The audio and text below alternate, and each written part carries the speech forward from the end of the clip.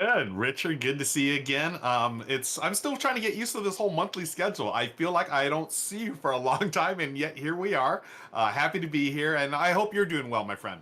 I am doing better now that I've turned my sound on. Thank you, audience. I've got a new step I have to do as part of making the show go. Right before I flip to this scene, I've got to unmute both of us, and I unmuted you but did not myself. And folks, Ah, now you'll never know what I said. Only Ruel. It's a secret between us that we will it take is to a our secret. graves. Yes, you'll Although, never know, folks. yep. Ah, let's see. Ruel, Stretching out. you're looking dark according to Goblin. Oh, Yeah, I okay. guess maybe What? your gain could go up a little bit, but Okay, or you just can do actually you that on put a bunch fly. of dark games behind you actually as it happens. That could be it too. But I can crank up the game a little bit. How's this looking? How's that? Oh, that is nicer, yes. And thank Better? you, Exacting Vampire. 7 months you've been with us now. We must be doing something right for all the vampires Nice. out there. And hello, first-time chatter, Tommy Miller Jr. Hello, welcome to the party, pal. It Tommy is Miller. very nice to see you. Good to see you, friend. And Kabuki Kid says they can't stay long today, but always happy to see you here, Kabuki Kid. And welcome everybody. Where you're doing watching right now is the R&R pre-show. Yes. So we just hang out and chat with y'all before we actually record the show. And it's always a fun time. So you never know what's going to happen, but you can influence what happens by spending those Rahdo channel points here on Can. Twitch. Folks. Yes. Yeah. And let's see, we have had some recent segment purchases. Folks have recently requested 2 Royale ranks and a this or that. So we should be doing that before we get going. Do a couple little mini reviews, do a bunch of this or that. But before we get to that, Ruel, I'm going to get a little bit closer to the camera. Or actually, you know what? I'm going to get the camera bigger on me. Okay. Should I get close to? No, Or, you oh. don't need to, but with your brand new monitor that you're so excited about that's so much bigger than whatever 14-inch you used to have, does my Yeah. face look swollen at all? Swollen. I'm gonna let me blow Yeah. this up full screen. Yeah, around the Um, jawline here. uh, you know what? Maybe Yeah? I don't know. Were you? Well, Are I'll you tell you having an allergic why. reaction to something? Yeah. No, What's I going got on? stung by 7 or 8 wasps on my face yesterday. What? Yes. What And the? then another 3 or 4 on my Really? arms as well. Oh my gosh! Yeah. Are you okay? What happened? Well, fortunately, it turns out apparently I'm not particularly allergic. I found that out the hard way. Um, Okay. we have the most comfortable deck chair in the universe, and Uh-huh. every once in a while I like to go out there and sit when I'm reading a rule book or something like that. Although it always ends up putting me to sleep on a sunny day, and so I sit down, lean back, and put my hands out on the armrests. And at the end of the armrest, my fingers just kind of curl under because I've got long arms; they tend to go under. And I feel Yeah. with my right hand, what's this crunchy? Ah! Oh It turns no! out, in the 2 weeks since the last time I've sat on that chair, a wasp nest has developed directly underneath, right where my fingers go. Oh my goodness gracious! Yikes! Yes. And Oh. and to be fair, Jen and I, we had noticed in the backyard, hey, there's a few more wasps than normal. I wonder if there's a nest or somewhere we have to go find or something like that. I found it. Oh wow! I mean, did it hurt? I've never been stung Well, by a wasp. I don't, I've been did it stung by hurt? several now, and yes, it hurt like we shall just leave it at the Dickens. Oh Uh, my goodness! oh yeah. Yeah, like I said, it was mostly I got several bites here. And I think maybe just one on my right forearm, but for whatever reason, they came at my face. And so I had just a string of bites. Jen yesterday could see them, just like as little Ugh. red dots all over the place. And of course they're wasps, so they don't leave their stingers behind. Yeah. But yeah, Oh. so oh, that's right. I didn't have rules. I had Jen's laptop in my lap. Jen's Oh, laptop no. is now broken on one corner. Oh my The goodness, case man! snapped out so that the screw that would hold the case in place is still there, Yeah. but there's no flange. So now there's just one end that's just because that laptop was the first thing to go. Oh yeah, Because yeah. my instructor says, there's bugs on me. I start to, and they don't like that. They don't like that when you Oh. fight back. And Yeah. and Oh I my- also screamed. I'm not ashamed to admit that, in a very loud way. And Jen, who was upstairs, heard me say, Yeah. "What's wrong?" I don't think she Oh. ever heard me scream like that. And she rushed right down, and I had just kind of run away into the side yard, and they didn't follow, so that was good. And we went back Yeah. into the house. And hey, Ruel, here's a hot tip for you. Do you have any cortisone cream in your house? And if so, do you know where it is? Yes. Michelle keeps a tube of cortisone cream in our medicine cabinet. All I right, know and so you exactly know where where it it is. Yes. You're better prepared than I am. If Jen hadn't been here, I would probably be swollen up nobody's business. Jen knew exactly what to do. She knew where. I don't know where anything is in this house. So she knew where it was. She got the cortisone cream, slathered all over the place, gave me some antihistamines, which she had to keep down the swelling. Yeah. And the next day, for the rest of the day, I mean, the cortisone cream really worked. It took the sting off in a pretty significant way. For the rest of the day, it still felt every once in a while I'm just sitting there like, oh, somebody just jabbed me with a needle in my face. Ow. But as of today, it feels totally fine. And I didn't really notice any swelling necessarily, which is what I was kind of worried about. Okay. And you slept okay? You slept well? It didn't like keep you up all night? Yeah. It was fine. By the end of the day, it was as if it didn't happen. But if Jen hadn't had that cream there, or the antihistamines, I think it would have been a lot worse. Yes, I can't even imagine. Like, I'm ready to scream right now just hearing about this. That just absolutely sounds horrible. Freaking out. Goodness. Yeah, wow. They hurt quite a bit. They did their job effectively. They definitely got me to leave the premises. I said, "Okay, Wasp, you win. Yeah, this is your chair now." Goodness. Although we will go back. We had meant to like try to clear them out at night when they were sleeping, but we forgot to do it last night. So we'll have that has to go on the list because I really do like that chair. It's super comfy. Oh man. Well, I'm glad you're okay. I mean, like you said, it could have been a lot worse. So I'm glad you're doing all right. And folks, let us know in chat if you've ever been stung by a wasp. I'd like to hear those stories. Or a dozen Actually, I don't know if I want wasps angry all at once because you literally laid hands directly on their nest without meaning to. Yeah. Real quick, I got to throw up this comment here from our friend. Who's our friend here? Flashburn 2012 says, Ottoman of Shale, Jealous Ruel, I need to wait for the current Too Many Bones game found to fulfill. Can I show this real quick? I think this is so cool. What is it? This is the newest thing for Too Many Bones. It's a campaign game that you're going to add to the Too Many Bones base set or undertow. Check this out, folks. It is literally a pop-up book. Ooh. So you're going to open this book up. You start your adventure here. I'm not going to spoil anything. I'm just going to show you the one thing. Okay, one pop-up. One pop-up. Look at this. Oh, no! The Tipsy Troll is under attack. Isn't that crazy? And then there's little packets for cards that you're gonna read the narrative here. You have characters and stuff and extra cards. In the bottom of the box, you have a thing of cards here that I'm not going to open it up, but that is just a really quick sneak preview. The production, I mean, just like all the other Chip Theory games, amazing. Of course, oh my gosh. Speaking of Chip Theory games, I was supposed to play Burn Cycle yesterday, yes, but you were. I had technical difficulties. Yeah. I played it with Shay, and wow, that game, I'm going to be honest, it took me a bit to really figure this game out. But the more time you put into it, the better it is. It's really, Burn Cycle, wow. It burned my brain, basically. Yes. But in a good way. Yep. Cool. So, folks, if you don't know, Shay and I played this for the Rahdo Runs Through channel. It is now live on the YouTube channel, so please check that out. Yep. And you'll be doing it again soon. But, I mean, you're actually... What are you doing this afternoon? Because after we're done in 2 hours or so, we're going to raid your channel, and you're going to be playing... Let's come back to I'm going to be playing Keepers. Michelle is going to join me for this one. This is a new game from Van Ryder Games. It's it's a lightish family weekend, but check this out. I got to show this. Okay. It has some of the most beautiful photography I've ever seen in a board game. I mean, these tarot-sized cards, they're by an award-winning photographer. I forget his name. His name is, I'm going to give you his name because he's amazing. Byron Dorian.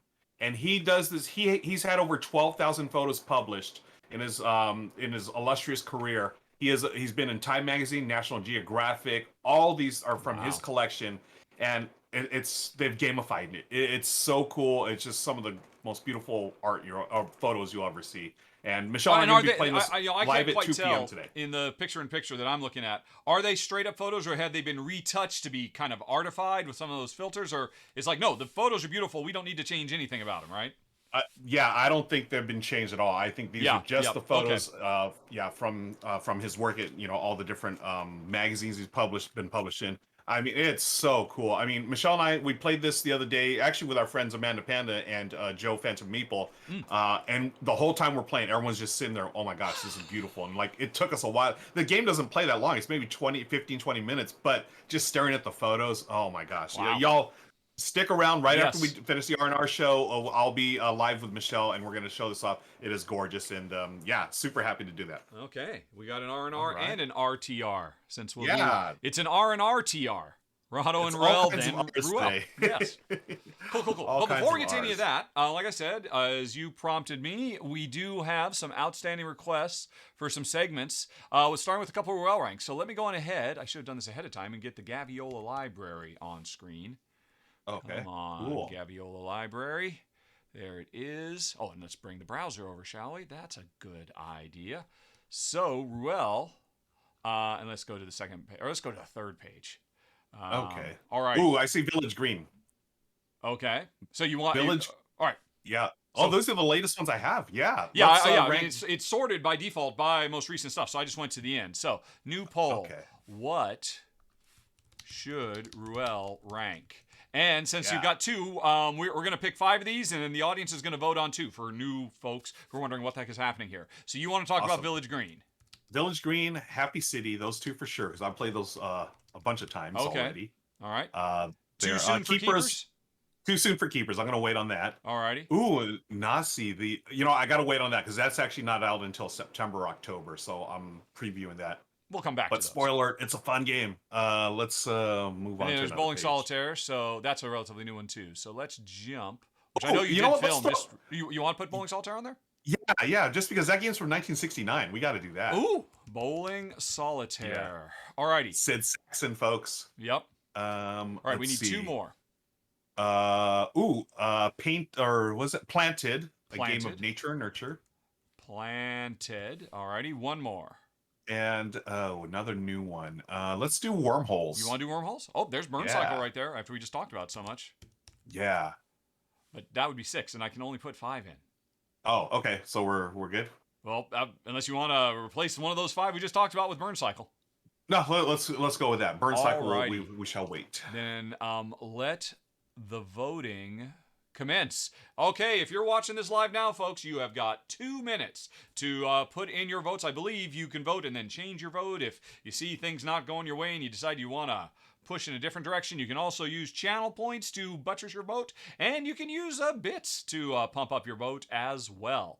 Let's see what 2 of these games Ruel is going to do an impromptu mini review of, and then I will tell him if he got it right or not. Yeah, I'm curious. Have you? Which games have you played? I have not played Planted. Let's see. I need to get these bigger because now it's a tiny window. I can't read them anymore. I have not played Bowling Solitaire. So I have not played Bowling or Planted, but the other 3 I have. Apparently, nobody cares about Happy City. Wow, really? It is not a happy day for Happy City. Wow. Folks, I'm going to let you know, Happy City won the American Tabletop Award for early gamers last year. And full disclosure, I am on the committee. Mm-hmm. It's a happy game, but unfortunately, we don't have any. Okay, there's a vote. Thank you. Okay, you're whoever turning voted. it around a little bit. Appreciate it. Yep. I mean, not much Sun City love today, apparently. Yeah, interesting. Okay. Bowling Solitaire, I'll let you know this. It really was published in 1969 by the hugely underrated Sid Saxon. He was so far ahead of his Sid time. Saxon game. Okay. The Sid Saxon game, yes. Yep. Wormholes, we got that. That's a new one from AEG. Planted is the latest and greatest from one of my favorite designers, Phil Walker Harding, the PWH. Okay. And Village Green is by Village Green is by Pierre Sylvester, who is quickly becoming one of my favorite designers. Pierre Sylvester is definitely a tragically overlooked designer. Everything I played of his was really good. Yeah. I just got a copy of Brian Boru, which I'm really looking forward to. Unfortunately, that one's a 3 or more player, minimum 3, but the fact that he's mashed up trick taking with area controls got me totally intrigued. All right. The final results are Village Green and Bowling Solitaire. All right. Yeah. I think both of those were on the first page, so let me go back to there. All right. And we will check out Village Green and Bowling Solitaire from 1969, the year I was born. All right, let's All right. start with that. All right. Well, let's Okay, start with that then. Okay. okay, cool. Bowling A novel solitaire. You know solitaire what? game that I'll scores tell you like real why I gold. love this game. All you need to do to play this game, folks, is you just need a regular deck of cards. As Now this you'll person see. clearly did with Yeah, a bunch of baseball bicycle yeah, cards. you can use any cards, but all you need is a standard deck of cards. You just need 20 of the cards, numbers 1 through 10, two suits, that's 20 cards. You don't need the face cards. And what you do, you shuffle them up and place them in a bowling-like configuration. Those represent your pins. And then the other Right. remaining cards are placed in piles. That'll be the ball. And what you do is you flip over one of the ball cards, you look at that, and you're going to look at the numbers. For instance, let's say in this example, I pick the number 10. Right. In So that okay. case, So I see the pins, and uh-huh. you did you flip over 3 cards? Or you flipped over one, or what was it? You flip over three Okay. cards, All right. So and then these are you the choose one. right. You So will which would choose you one choose? to You choose a bowl, 10. a 10. Uh huh. So now you're going to look at what any one, two, or three pins that are adjacent that add up, or that are either the number 10 or add up to 10. Oh, that's Okay. lovely. So in this case, I've played the 10. I can knock So over the that one one and and the nine. 9, or I can knock out that 8 and 2. Oh, Okay. so it doesn't have to start with the Yeah. one. You can kind of You like have to start with bowlers. one. You don't Yeah. have to hit the head pin. You can kind of do one of those Correct. slidey things. The little hook Oh, thing, right? Now, and just like in real bowling, those back pins are not accessible yet by your first ball. Okay, so I bowled the 10. well, I'm sorry. That's Wait a my minute. first. I've never bowled in my life. Why aren't back pins accessed by? Well, just okay. So think of each card as a part of your first ball. Okay. So you got to knock down the 8 and the 2, and then now you're going to turn over another card, and this continues your first ball. Let's say you just pick that number 4. Okay. So you go back up and you find something that either equals 4, 14, or 24. As long as the last number is a 4, you knock those out. Oh my Okay. gosh. So you keep going, Richard, until you stop. When you stop, when there's no other numbers, that's your first ball. You write down, okay, I've knocked down 7 pins.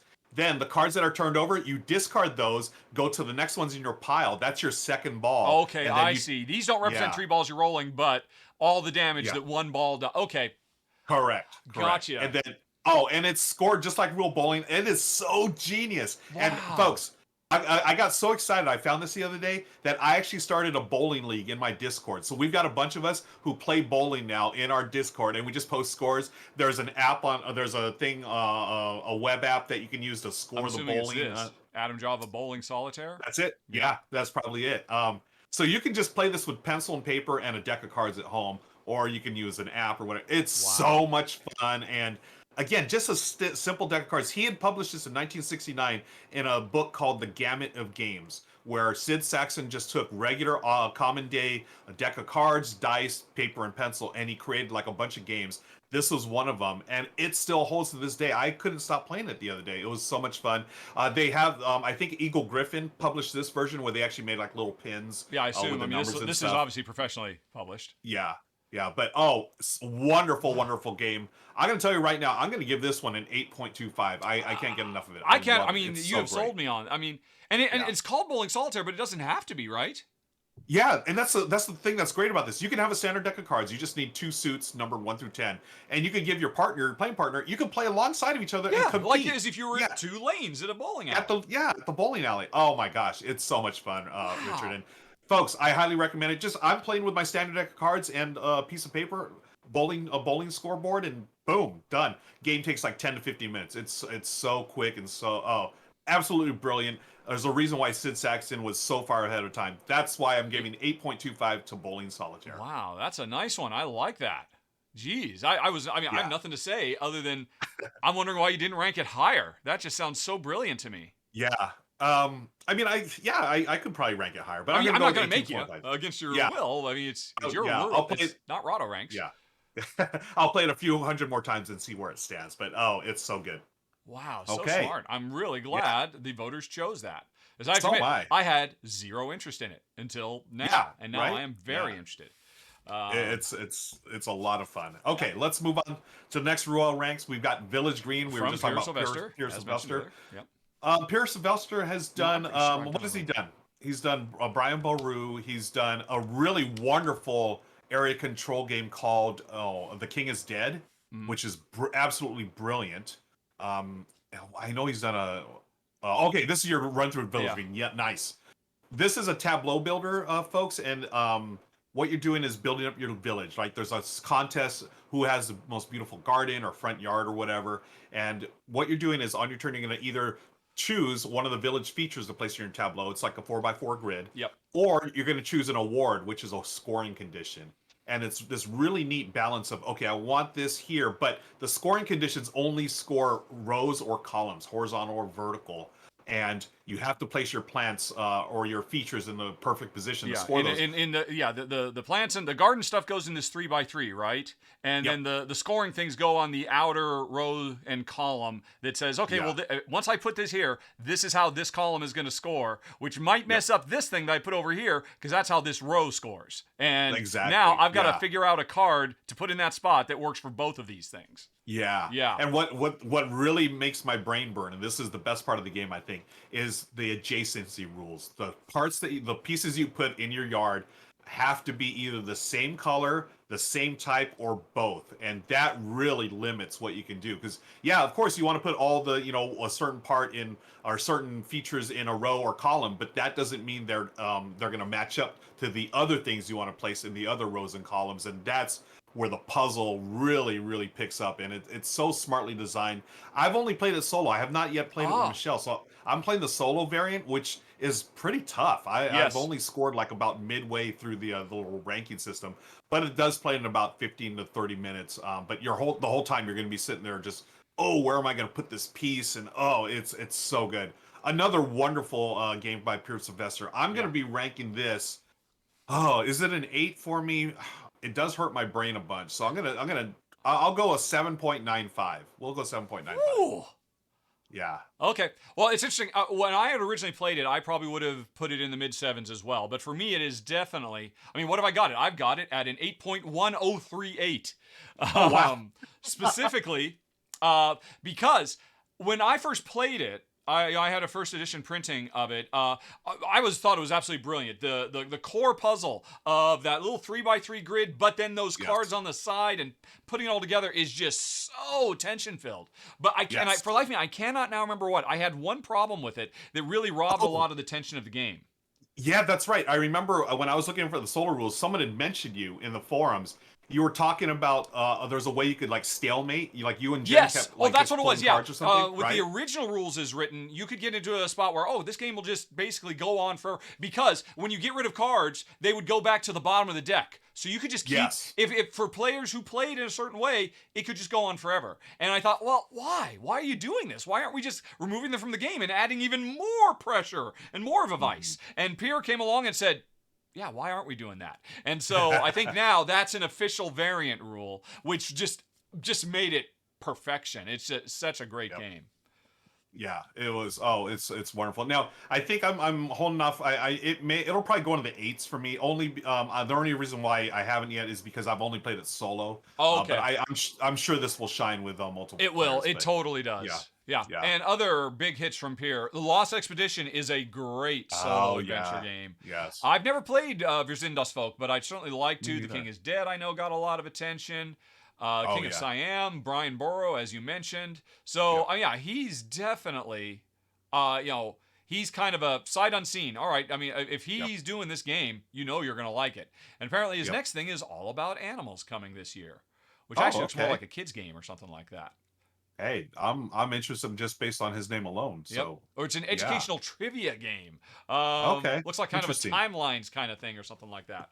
But no, he is super sharp and Village Green.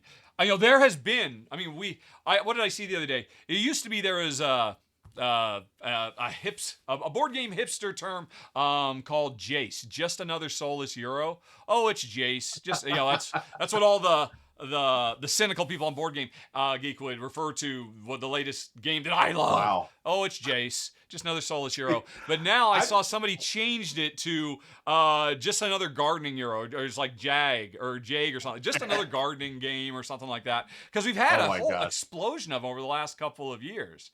Yeah.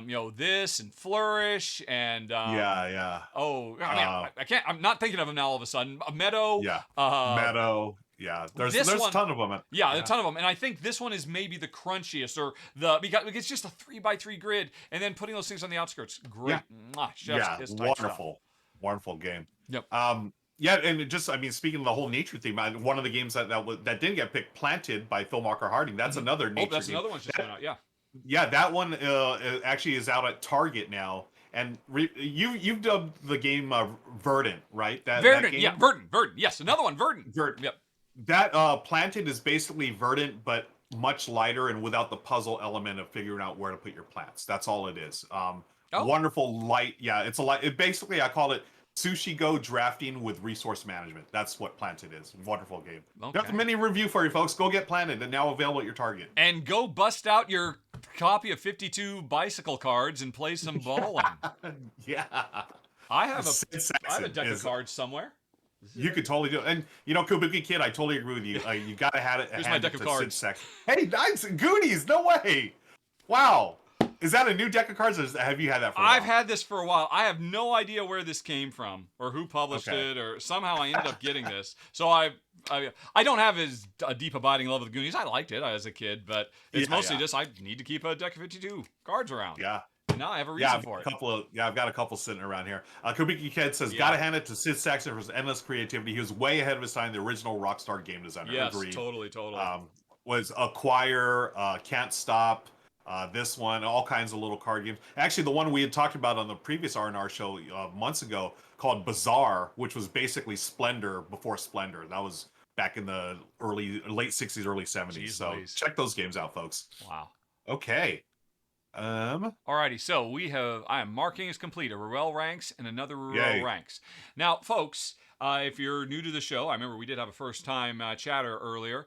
Down below the chat, there is a cursive R, and the longer you watch, the more points you accrue just by watching. Occasionally, a little treasure chest pops up, and you can click it to get 50 extra points. You can spend those points to request a whole bunch of features. We'll recommend games for you. We'll do shoutouts for you, and we'll occasionally, if somebody requested, do a this or that, which looks like Goblin 989 requested. So, for the next few minutes, folks, could you throw at us some this or that propositions? The peanut butter or jelly, the Batman or Superman, the Spider-Man or Superboy, whatever it might be. And Ruel and I will rapid fire, although we're terrible at this. We're not particularly rapid fire. We tend to end up going down rabbit holes on a lot of them.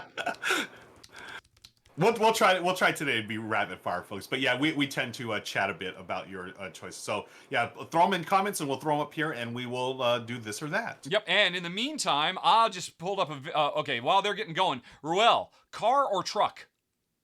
Car or truck? Man, I'll go with truck just because it's more useful, I think. Yeah, I used to own a truck, and then I became the guy that everybody knew had a truck. And so every weekend I was having to drive somebody's couch around or something like that. Never again. No truck for me, thank you. That's right. You were the truck friend of your group. Oh, yeah, man. you do not want to be that friend. Oh, that's great. Let's see. All right, so that's giving folks enough time. That's great. Dark Batman or 60s Batman? Give me Dark Batman. To me, that's more of the original character. A 60s Batman. One, because I grew up with it, and two, because, okay, if you're gonna sit down for a half an hour, what do you want? Are you the type? Oh, give me grit, give me dour depression, or just give me a good, fun Technicolor time. Yeah. I can see arguments for both. I'm still going with Dark Batman just because I feel like that's the character of Batman. As Bing points out, quick, off the top of your head, any dark, dour Batman theme music that you can just bust out that competes with na na na na na na na na na Batman. Yeah, that's true. Although I do love the what's his name, the soundtrack for. Well, do I love it or not? Now I'm questioning myself. The Dark Knight, all it is, so. Yep. Oh my goodness. Okay, let's continue here. Let's see. Spider-Man or Thor? I think we both know the answer to that. I am a Spider-Man guy all the way. Yep. And honestly, before the MCU, I didn't care about Thor at all in the comics. He was... Yes. Why is that? Because I never cared for him either in the comics. All the these are thous. He was very dusty. I love the Walt Simonson art. I read the Walt Simonson run more to look at his art than to actually read the Ragnarok series, which I know is blasphemy. Everybody loves it to pieces. But yeah, he just never did it for me. Agreed. Same. Okay, here we go. Fruits or vegetables? Ooh. What do you mean? Ooh, fruits, of course. Wow, I don't know. Except for I've that been turncoat tomato. Get out of here, tomato. Turncoat tomato. You're a vegetable. Tomato. Get over yourself. Tomato's the secret traitor of fruits. I've been more of a veggie guy these days, but you know what? Fruits wins. Here's a board game one. Phil Walker Harding or Shem Phillips? Wow. Wow. Oh my gosh. That you is had to so... banish one collection, one Ooh, that's a tough one. Because I love worker placement, and Shem Phillips is like one of the kings of worker placement. But Phil Walker Harding, praise be. I mean, he's got so many good games. Yes. I'm going to select this based on what I usually play with Michelle. It'll most likely be a Phil Walker Harding game. So I'm going to go with the PWH in this case. See, now here's the deal. If you were at all consistent, that means you should have gone for 60s era Batman. Because you just want to sit down and have a light, fun time. You don't want to have a big, crunchy, I'm going to tell you what, my tastes at the tabletop are different than the tastes of my television entertainment. Yeah. Fair enough. What about you? I'm thinking you're going to lean towards That is Chef. tough. That is really tough. That is, whoever asked that is a monster. Well done, Bing. I think the only thing I can think of that I can claw onto, I'd probably go with Shem, or Shem plus Sam. I mean, they're such a great tag team. Only because of all of the new co-op variants that he has made for West Kingdom. Yeah. Those were fantastic. Yep. Yeah. When first time we played, let's see, what was it? It's Architects, and then Paladins, and what's the third one? Viscounts. The first time we played Viscounts co-op, Jen said, this might be my most favorite co-op. It's okay. Yeah. So he does such a good, they do such a great job of that. That tips me slightly over the edge. Very nice. Okay, continuing on. Burgers or burritos? For me, burrito all the way. Wow, that's a good one. Burrito for me. It's real simple. You got a whole meal in your hand, my friend. You got the meat, the beans, the rice, so much variety, different toppings. So much more portable. You got salsa. Yeah. I'll probably go with that too. Although I just can't get out of my head a microwave frozen bean burrito. Which is not what I'm talking about here. A nice proper restaurant burrito. Yeah. Okay. Yeah. Wonder Woman, Linda Carter or Gal Gadot? I see. We're both of the same generation. Exactly. We are the Linda correct Carter. age for these questions. Yeah, but Gal Gadot has been tremendous. She's fantastic. Yes. Yeah, but you know what? I'm going to stick to my roots. I'm going old school. I've got to stick with Linda Carter, the LC. I will fly in the face of my 60s era Batman and probably say modern Wonder Woman, because I have gone back and watched some of that. I mean, that 70s Wonder Woman was a big deal for me at the time, but yeah, it takes itself too seriously, you know. Yeah. 60s Batman knew what it was, and I don't want to laugh at Wonder Woman with the silliness. Yeah. Okay. This one probably for you, because I've not seen either of these movies, unfortunately. Thor 4 or Everything Everywhere All at Once. Okay. Thor 4 is getting very mixed results, and I don't understand. I thought it was phenomenal. I loved it to pieces. But I think the main reason it gets knocked down is because it's basically just Ragnarok 3.5. It's just Taika Waititi kind of rehashing his greatest hits kind of a thing, with an awesome Guns N' Roses soundtrack, which in and of itself is enough to catapult to the top of the MCU as far as I'm concerned. My God, what a debut album Appetite for Destruction was. It really made me go back and appreciate that all over again. Man, I can't wait to see it. Go in knowing. Don't go in expecting, Taika Waititi is really going to reinvent the wheel. No, he's going to give you more of what you want. And don't complain about that. So I love Ragnarok. But of the two, I will give it to Everything Everywhere, just because, from moment, you have no idea what that movie is going to do from second to second. Nice. It is nice. And it does so much with so little. It is not a $200 million project. Plus, it's great to see our Goonies are good enough. He's back, right? I don't remember his character name in Goonies, but Short Round in Indiana Jones. Short Round. Yeah. I don't know the actor's name, but Short Round. I had no idea he was in it. It wasn't until about a third of the way in the movie, and where he had like a particularly long scene and a very memorable scene, and I had to pause and say, "Wait a minute, Ah. Get me an Internet Movie Database box. Stat. Yep. I love it. Okay, let's stick to the 80s theme here. Okay. This one's probably more me. Hagar or Roth? So Van Halen singers, yeah, that's David Lee for you, Roth baby. or Sammy Hagar. I am a David Lee Roth fan. I do enjoy both eras. David Lee Roth is the party Van Halen. Sammy Hagar is sort of like the adult version of Van Halen. But give me David Lee Roth, the party version. Yeah. Here's I'm another just a 80s gigolo. one. Although I know that's not Van Halen. That's post Van Halen, but still, that's where I'd go to.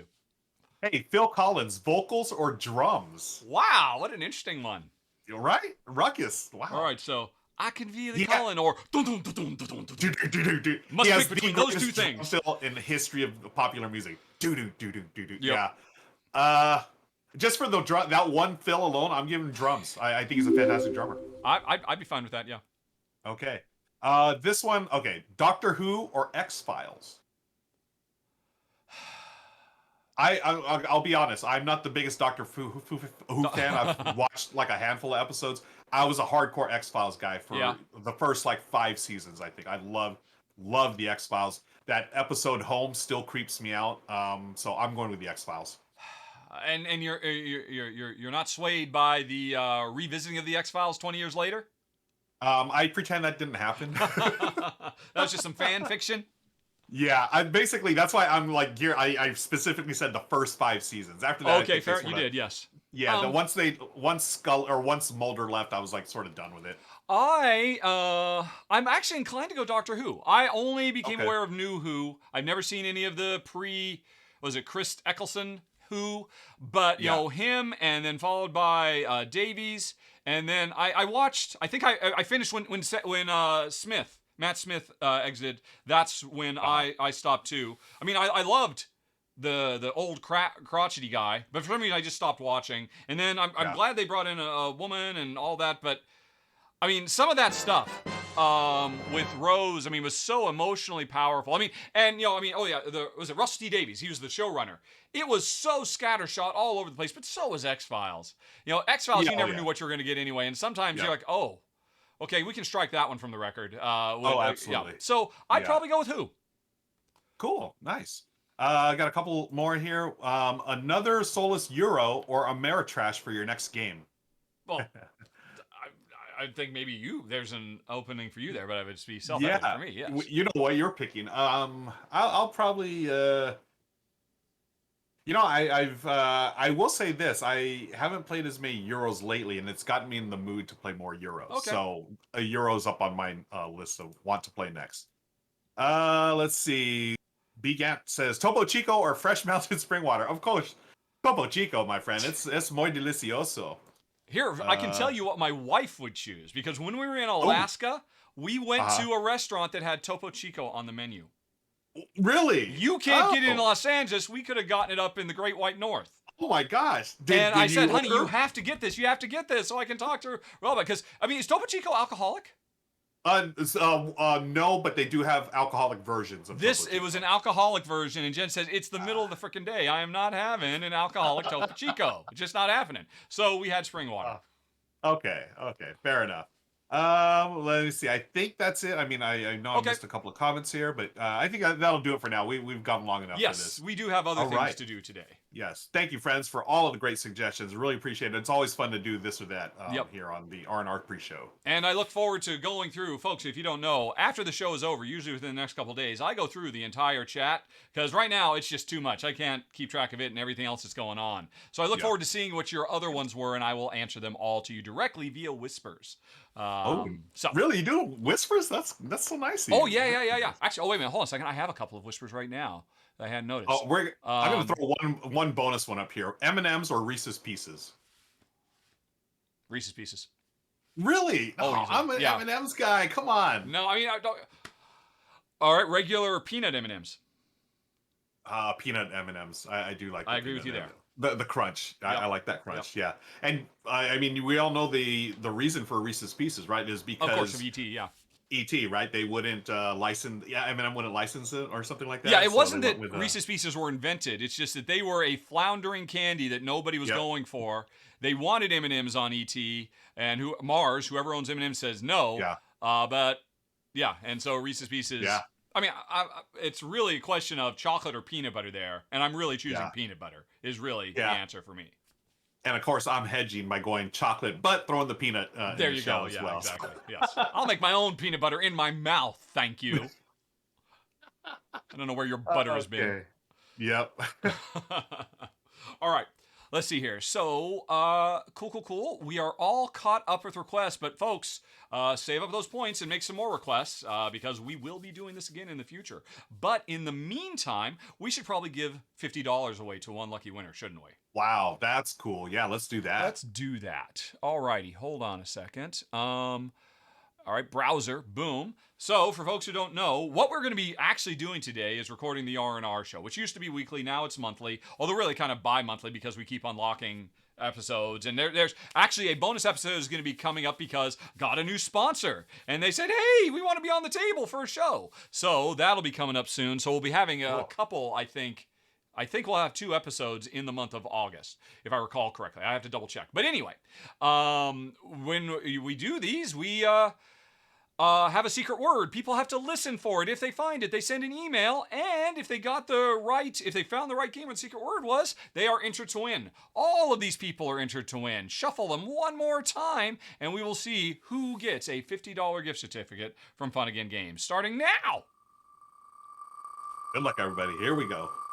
Around and round the wheel goes. Where it stops, nobody knows. Indeed. And bum-ba-da-dum. I don't know if people can see the same resolution I can. It was so close to Allison. I'm sorry, Allison. But congratulations to Jay Livingston. All right.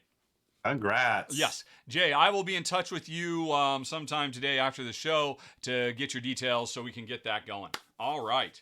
That is cool. I'm always happy to do that. Because almost inevitably they say, oh my God, I've never won anything. That happens almost every time. That's great.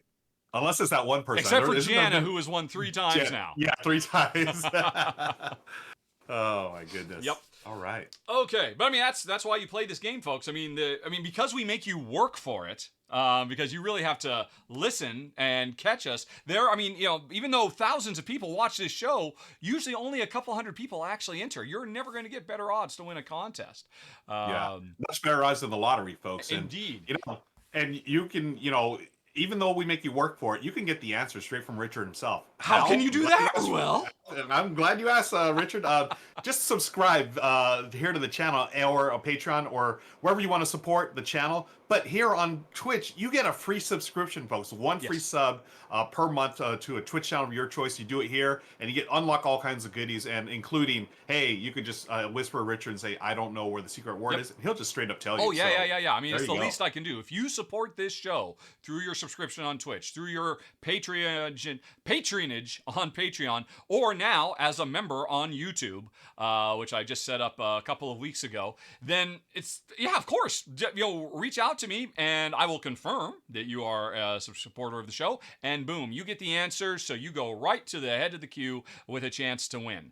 And and thank you for all your support, everybody who does back the show. Awesome. All right. Oh, hey, we just got a shout out unlocked from Ruckus. Righty. Oh. Ruckus has something he would like to be said from a slightly larger megaphone than his chat entry. So, Ruckus says, okay. Check out my blog on Board Game Geek. Lousy pictures and stuff to read. The blog usually features gaming events and sometimes surprise titles like the upcoming cooperative Carcassonne or Planet B, which entered the hotness recently. Hey, that sounds pretty cool. Ruckus, you didn't tell us how to find that. If I do a Google search for lousy pictures and stuff to read... Love the name of the blog. Yes, that takes me directly. That's the top of Board Game Geek. Let's come back over here and take that shout out. Would you like some exclusive sneak peeks? Top secret. As of the 19th, look at this. Ruckus went to... Oh, wait a minute. Ruckus, did you take pictures of something other than the no pictures? It looks like he took a picture. He took a picture when he wasn't supposed to take a picture because there were no pictures at this thing that he was at. Gosh. Cool. So, folks, Whoa. I agree. Ruckus is a regular, and as he points out, I mean, where else are you going to get information about the new co-op Carcassonne except from people who actually make it directly into these conventions? All you got to do first, folks, is search on Google for lousy pictures and stuff to read. It'll take you right to it, and then, just like me, you can subscribe. I just did. All righty. Wow. That's I had power no of idea there Shoutout, was going to be a folks. cooperative Carcassonne. That's really cool. Did you not know this? No, I did. I knew there was a new. Wait. No, did we talk about No, I this? think it was brought up in the chat in the last time we did an R&R, but it was May- right at the end. You might have already left, I think, Okay. maybe. Okay. But yes, Wow. you look at it and it's just like, oh, it's Carcassonne with a haunted house theme, and you don't have any idea that. Oh, by the way, it's also okay. cooperative because apparently Yeah. we're doing tiling to Carcassonne style, make the house, but we're also That's trying right. to exorcise the demons and get rid of the ghosts or ghost bust, and we're working cooperatively to do it. So that sounds very cool. That's right. Okay, cool. Oh my gosh, yeah, super excited about All that. right. Well, that was worth Nice. Right on Ruckus. a few channel points for an excellent shout out, I think. Okay, cool. Then I think Awesome. otherwise, are we all caught up? Oh, you know, I have a comment real quick to share. Please Someone do. on my YouTube channel had commented they had watched something where I said the phrase cool, right? During Yes. one of my run-throughs. And this person, I forgot who you are, I'm sorry, but they said, can you talk about this on the next R&R show? Because I've heard Rahdo say it too. And where did we all come up You with didn't this? get that from me, did you? I mean, you know where that comes from, right? I have no idea where it comes from. I just Oh my gosh, you started might have saying gotten it from me. No, I say cool, or cool, all the time. Yeah. That has 2 points of origin. Okay. One of the greatest network sitcoms of all time, Community. One of the greatest sitcom characters of all time, Abed. His catchphrase was cool. Oh, And so I picked it up there, okay. like what, 15 years ago or something like that. It must be. Okay. Yeah. And then more recently, another network sitcom.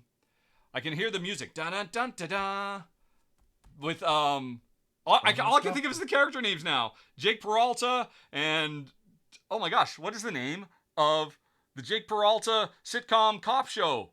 I can't think of it now. Brooklyn Nine-Nine.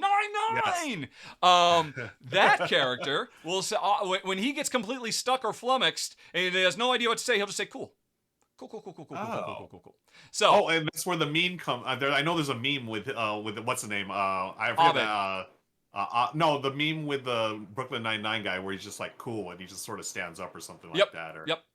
So both of those. I know I've picked up cool from friends, but now I'm real. If you're saying it's like from Community, I know those friends watch that show, so that's where they. I just that's picked where you it got up from it my then. friends. Yep. Oh, that's funny. Okay, there it is. Now we know. And Andy Samberg, that's the actor's name. Yep. Thank you. You appreciate that. Okay, well, cool. And now we know where that's from. Alrighty. Well then, Learn something new every day. I think it is time to start the show, which is what we're here to do after all. So before we get going, folks, we're going to have a battle royale, and we also need to have a new secret word because we will be doing another giveaway. You'll have to listen for this secret word during the show. Don't worry, Bodie. I got you. We will have a battle royale. You know what? Actually, you know what? Hey, let's start the battle royale while people make suggestions for the secret word. All right. Yeah. Battle royale. You know, I thought of one right now. It's a secret phrase. Short round. In honor of short round? Yeah, in honor of our actor friend there. But I don't know if I could probably work it in. Short really? round. Yeah. But it would be, I mean, in the context of a game, obviously. Short round, right? Yeah. But, yeah. All right. Oh, whoops. And the fight's already going. Oh, good luck, Okay. everybody. Oh my gosh, look at all these people. Alrighty, A.G. Fox is sporting the Snake Plissken look, but he's almost gone. Always dangerous to be a giant avatar surrounded by a sea of little ones. The Lilliputians always come out on top, but A.G. breaks away from the crowd and stays alive, thrown down with Feldfan. And but then finally, I bring it into his reign of terror with my yellow balloon. And then I also dispatch Feldfan, proving I am the greatest Feldfan. And then I dispatch Goblin.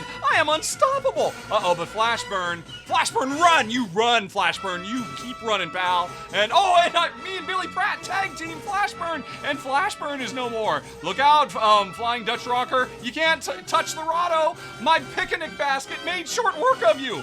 Oh my gosh! And now, former allies turned bitter enemies. Billy Pratt and Rahdo runs through, but Billy gets the health pack. Will I get to the other health pack? I don't think I've got it. Run faster, Rahdo! Run! Run, Rahdo, run! Billy gets the health pack. I am doomed.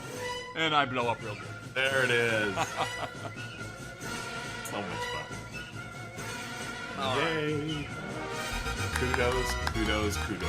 Golfer's well clap done. for Billy Pratt. Yes, golfer's clap. Cool. That was fun. I almost Cool. made it. I'm sure I must Yeah. have won before, which is the worst thing because you get 100 gold to customize your character, and as the administrator, I have infinite gold, so I do not need another 100 gold. I thought it was like, wasn't the very first time you ever did that? Didn't you win the very I think first that, yeah, something like that. And I think, Yeah. if I recall correctly, Kabuki Kid was the first winner ever. But then I was like Okay. the second winner or something like that, and like, oh no, Yeah, this is yeah. going downhill. Although the coolest thing ever was one time when I accidentally created some bots, and I thought I'd cleared them all out, and then a bot won. Oh my goodness. Okay. All right. So, let's secret get word, ready. and then we can start the show. The R&R Yeah. Show, which, speaking of, what episode is this? I need to look This that is up. 47. 47? Yeah, that's what I thought. Yeah. Okay. Some secret word suggestions. Cool, which I think. Cool, I don't cool, know. cool, I think that's. Cool. Yeah. Here's the problem. There is no way I don't say that by accident at least a half a Okay, dozen same times. here. Yeah. Otherwise, there's a- yeah, it would be the total obvious one. Yep. Battle is one. Warp is another. Wonder Woman. Short round. Eminem. Eminem, So yeah. there's drums. Oh, Oh, okay. from Drums the for Phil Collins question. Okay. Huh. Huh. All right. I do like short round. Actor Kehu Juan looks like. Keiko Kwan. Okay. Let's see. Or what was his character's name in the Goonies, though? Someone mentioned it. Data. Data. Yeah. Data. Data huh. is much easier to work in than short round. I Plus, agree. I yeah. was Flash in the Goonies, 52 deck of Oh cards. yeah.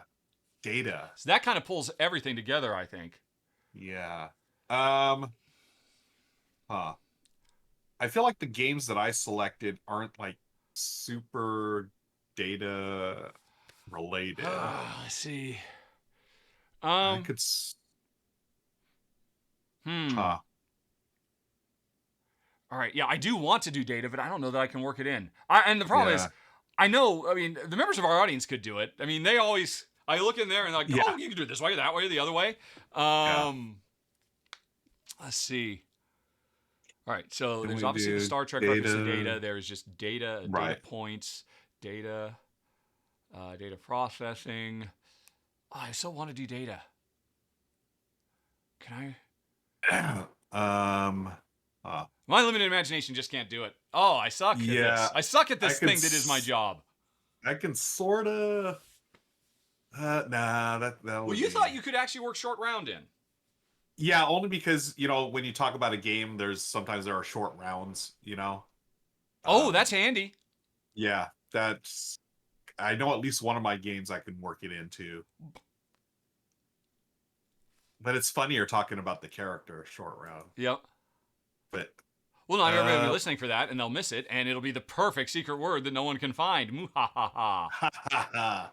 Unless you subscribe, folks, by using your free Twitch sub here. Exactly. What are the suggestions we have here? Wonder Woman. I don't know if I can do that one. Linda Carter. Camp, Drums. somebody said, is in the Camp Batman. Oh, okay. Or Wasp. Wasp, because I thought Wasp. it said warp, Yes, Wasp. because let's revisit my pain. Yeah, let's do that. Wasp. Battle. Cortisone. Cortisone. My best friend. Oh, my goodness. Oh, why is it so hard? I don't. Whatever. It's because we're not doing this on a weekly basis. Every week, we have our flow. muscle was primed. Muscle memory. Now it's like, give me some time here to figure this out. Ruckus suggests 60s because we had several references to the 60s with Batman, or 60s, 70s with Batman, Wonder Woman. A Summer or Sid for Sid Saxon. Ooh. Sid. I would like to. Can you just put the word Sid. bowling in? or Bowling? anything. Because Ooh. I mean, you so impressed me with that design. That is I can so throw- insanely brilliant. What if we do? Okay. I can either do bowling or I can do solitaire. Okay. I can't do both. Yeah, solitaire's a pretty easy one to work in, actually. Yeah, solitaire is easy. You know what? Yeah. I did just find a way to use data. Oh, are you sure that really? I think so. Yeah. Um, But if you want, if you want to take the bowling, let me do bowling because I know you've done the last couple of ones. So I want to do one here. I didn't really want to do it. I was gonna have to stretch cool. to do it, but You're just being nice. Okay. So I'm gonna do bowling. all right. Friends. So let me put that on the banner. The secret word is bowling. Let me. I mean, my God, that is so freaking brilliant. I am literally bowled over by your Ruel ranks for that. I was so surprised by it. It just amazes me that it's a deck of cards. It's a small deck of cards, and that's all you do is play solitaire. It's so cool. Let's see here. So let me get the other stuff ready for the show. We have our normal. Hey, folks, did you know there's a bunch of other episodes you could watch? So that is down there. And okay, so I need to get the other stuff ready. Bowling and the. All right, send your secret word is bowling. Copy. Paste it up here. I've got our list. You've got your 10. We confirmed before we started that you were able to adjust the banner, right? I think we did. Yes, we did. Yeah. And let me get that ready just in case here. Where is it? There it is. Yes. Okay, got my first one ready to go. All right, cool. Then right. I just did it again. Hey. Yeah. I don't even think about it. It's just so woven into my DNA, mostly from Community. But then Brooklyn Nine-Nine, both excellent shows. All right, cool. All right, singular, cool. Then I think we are ready to go. Is there anything else we're forgetting? We've got the stuff on screen. We've had a battle royale. I almost was triumphant. I'll be back for you, Billy. Do you have sponsor stuff all good to go? Yeah, let me double check. Folks, the sponsor is Fun Again Games. We're doing top 10 games we buy again because Fun Again Games is a very good sponsor, as it happens. Plus, I mean, this is kind of our version of a, hey, what's new right now? Although I so like this format. Rather than just, let's just go to the BGG, hotness list and run it down. I mean, because we have this limiter of, what they've got, it inevitably makes us talk about new things and older things, which I always really appreciate too. Yeah, that's what I think my favorite part of this is like. Yeah, and we could always do the hotness stuff, but the hotness stuff isn't always available, for people to get. Often it's hot because it'll be on Kickstarter in November or something like that. Exactly, yeah. Whereas this stuff we talk about, you could literally just click right now and buy it. So I do appreciate that about our format. Okay, so you've got your 10, cool. You've got your 5, I've got my 5. After we're done, we'll come back, we'll talk about what we didn't do, what almost made our list, we'll do some Q&A, and then you will bail early to prepare for I don't remember what it was. Keepers. For Keepers. The prettiest game of the year nomination. Time. Yep, absolutely. It'll be the winner, in fact. The prettiest game in a long time. All right. Cool. Then. Awesome. I just did it again. Now I'm really self-conscious about it all of a sudden. I love it. Okay. We are ready to go. By the way, folks, say goodbye to Meeple University shirt. Starting in a few days, it'll be over to Shelfside. My Shelfside shirt just showed up. Oh, nice. So, yep. Awesome. Just arrived. Yeah, Shelfside's great. Cool. Then, come over here. The stuff is at the bottom of the screen. What else? Is there anything else I need to do? I don't think so. I think we're good. Okay. Yes, and I have all the tabs open. They're all fine. Okay. Hey, everybody. Episode 47 of the podcast is brought to you by... No. Uh-oh. Hey, everybody. Episode 47 of the R&R Show is brought to you by Fun Again Games. And hello, Ruel. How are you, sir? I am doing fantastic, Richard. Always happy to be here. How are you doing? I'm doing much better today after my wasp attack of yesterday when I got stung over a half a dozen times all over my face and arms.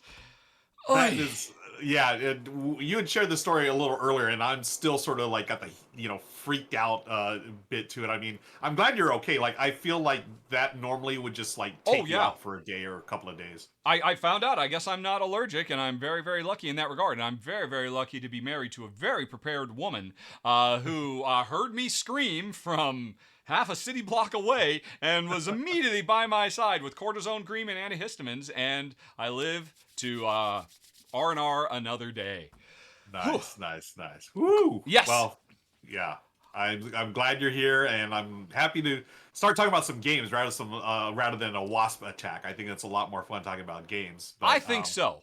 Yeah. And before we get to that, there is one more thing to talk about. The fact that one lucky viewer of this episode of the show is going to be able to win a $50 gift certificate from Fun Again Games, sponsor of the show. And you might want to use that on some of the games we're about to talk about today. But, Ruel, how do they win? Yeah, friends, to win your very own gift card to Fun Again Games, what you're going to do is watch the episode, enjoy it, check out all the games that we're talking about today. It's very important you enjoy it. Your Yes, entry is gotta null and enjoy void if you don't have a good time. I don't know why. That's a terrible Yeah, caveat. it's going to be, though. So listen for the secret word, and the secret word or the phrase will be spoken by either Richard or myself. And would you like to share what our secret phrase The is secret today? word for today is bowling. The secret word Bowling, is folks. bowling. Bowling. And One of us will is gonna say casually bowling. drop Yeah. bowling in the middle of a conversation while we're doing our top 10 countdown. It might be me, it might be Ruel. And whichever game is being discussed at that moment, you need to send as the subject of an email to contest@rahdo.com. And if you do that, you will be entered to win a $50 gift certificate, which can apply towards games or shipping, all the rest of it. And should we tell why bowling? No, we should not tell why bowling. No. But we'll tell them where to find out why. Why bowling? Why bowling? Every Tuesday at 12 p.m. Pacific. Well, actually, not every Tuesday. Every last Tuesday of the month. Exactly. We do the R&R Show, which is what you're watching right now. But we do a pre-show. We record this live on Twitch. But before we even do the actual countdown, we're hanging out with the audience, just answering questions, being silly and whatnot. And the audience helps us pick a word or phrase that's going to be used for the contest. And in this case, we talked about a very specific game, and you're going to have to go watch the extended version. I cannot stress enough how enlightening it is. One of the segments we do in our pre-show is called Ruel Ranks, where Ruel does like a little mini review of a game or two from his vast collection of unranked games, and the audience watching live gets to choose. And the two they chose this week, one of them has made me genuinely interested in bowling as a topic, which I don't care about bowling at all. But the design of this game, which I had never heard of, that Ruel talked about and ranked, just blew my mind, as did for everybody watching. So, if you want to catch the extended version of this episode of the R&R, hit that eye in the top right corner screen, or go follow the links down in the show notes. You will not regret it. And you'll get to hear all about, a bit more about the sting attack, and we'll talk about all kinds of fun stuff. Yeah. So check out that extended version, folks, and you'll hear all about bowling, wasps, and much, much more. Yes. But you know what? If you're just here for the games, you are in the right place, because we are now ready to talk about our top 10 games we buy right now for the month of July. The way we do this list is the morning of or the night before, we go on Fun Again site and see, hey, what's new? What's on sale? What's in the ding and dent section? What really jumps out at us? We each come up with our own list. It gets combined, so we don't have any overlaps, and then we count them down. And now here's the thing. Before we get to that, I've got one more thing I would like to look at a little bit before we get to our countdown, because I thought we had missed the Fun Again Games flash sale. It was originally only going to last for a weekend, but I just found out this morning, at the same time they sent me the sponsorship, hey, by the way, we extended the flash sale. And like, we've already come up with our list. It's too late. It's too late. But there were definitely some games in their flash sale that we would have put on the list. So I thought I would just let everybody know there are some amazing deals. Ruel, are there any in here that would have made this list today that are on the flash sale right now? Oh yeah, I'm looking dead straight into one right there, Luna Capital. That Yep. game is terrific. Yes, and, it is. It's a beautiful tile laying game from DeVere Games. And what is it, $28, $5, $28? Yep. Oh my gosh, Yeah, save $16. That's a great. Great Concordia discount on that. is rightly one of the greatest ever from designer Matt Gertz. And Yep. oh, let's see what else. Oh, I down here at the I bottom, this is where it got really Yep. interesting. Now Yeah. or Never from Ryan Lockett. Mhm. Let me show you how serious I am about this. Cart. It's in Ooh, my you got cart. I am this close to go time and picking this Nice. up because I've only played the prototype. I really want to play it. And Ruel, I need help because I am Yeah. so close to getting the super deluxe upgraded metal car Kanban EV as well. Oh my goodness. I need to be talked Wow. off the ledge here because I want it so badly. How much is it? Oh, it's almost 200. And the thing is, Yeah, you okay, know- I can't just do now or never because you get free shipping at 100. So what else I can put on? I've wanted this Yeah. Kanban so bad for so long. You're talking to the wrong guy to talk you out of the Kanban because I'm the guy that just backed the new Castles of Burgundy game Yep. found, which was over like $250. Yep. So I'm gonna say do the Kanban thing, but I'm gonna leave this for off screen. You're gonna have to wrestle with that Okay. yourself, my friend. Well, enough about that. Like I said, folks, the flash sale as of this moment is still going on. I think it'll be going on. I think it says now until supplies last. So definitely check that out. There were definitely some of them that would have made our list, but we made the list too early. And with that out of the way, Ruel, are you ready to go? Do you have our number 10 queued up? Yeah, I am ready to go. So I'm gonna queue up our number 10 games we buy right now, and this is one called a Dice Throne. Yes. Yep. This is a fantastic dice rolling game, and we're talking. You've got the OG one, Yahtzee, right? Think of Yahtzee and tons of theme, tons of different characters, tons of different ways you can roll these dice. And I'm excited because I've not played Dice Throne Adventures. Which you have. Yes. Mm-hmm. Yeah, and there's all kinds of stuff on sale right now at Fun Again, and I'm glad that we found this because I want to play all this stuff. I've only played the original game a couple of times. I love it as a 2-player game. I love it as up to about 4. I played a 6-player game. Honestly, it was a little too long for what it was. Yeah, I could see that. But a 2-player game is fantastic. I'm really interested in the Dice Throne Adventures. You said this was a cooperative adventure game, I believe? That is correct. It takes the what do you call it? The the dueling head-to-head combat of the original game, which is based on special powers and dice, and creates a big sprawling campaign adventure cooperative game that you can play through where you're using the combat system to fight little bosses or little monsters fighting up against big monsters, and you can also get painted miniatures that represent some of the classic Dice Throne characters as well. So that's all going on, and as I understand it, another thing that's a big deal, they've got amongst all their Dice Throne stuff, the exclusive from the most recent Dice Throne Kickstarter campaign. Which, if you missed that campaign, I think there were like some exclusive promos and whatnot, you cannot get if you didn't back the Kickstarter campaign unless you check this out. Nice. Yeah. Yep. So this is all stuff that I have not even, touched or played. So I am excited for that. Love Dice Throne, and that's why it's our number 10 games that we buy right now. Okay. And I'm going to pause for a second. Yes, because I heard the hey listen, but I figured we'd just make it through. What is it, folks? Yeah. People are saying it's super laggy. Super laggy. It's right been now. lagging all Yeah. stream for me. Worse at the moment. Well, I'm sorry about that. I don't know what to do about it, but it seems like it's fine now. Yeah. At least, I'm okay with. Yeah. Okay. Now, Rare Norb, they say weirdly, I don't have lag. I always have lag. They say. Huh. Okay. Oh, okay.